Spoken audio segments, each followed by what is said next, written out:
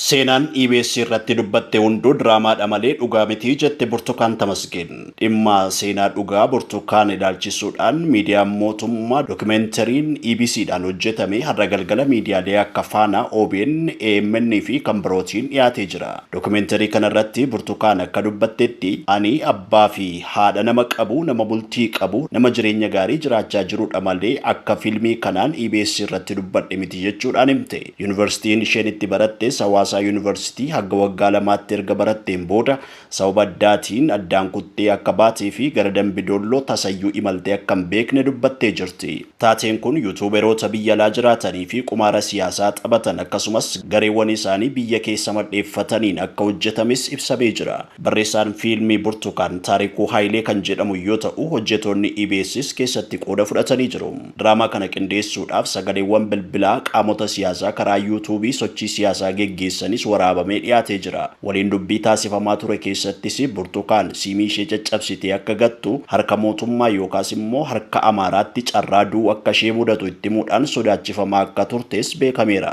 Burteen akka jettutti dhibee onneerraa kan hafe dhukkuba tokkollee akka hin qabne ibsitee jirti. Abbaan warraa ishees dhimma kana akka quba hin qabne dhibee onnee isheetiif miindaa argatuun akka wal'aanaa jiru dookumentarii kanarratti ibsee jira. Diraamaan kun ji'oota sadiif itti qophaa'ee akka waraabame simame. Burtukaan itti dabaluudhaan diraamaa kana keessatti hirmaachuu isheetiin maatii ishee qofa osoo hin taane uummata biyyattii hundumaa akka waan ajjeefteetti akka itti dhaga'amus himtee jirti.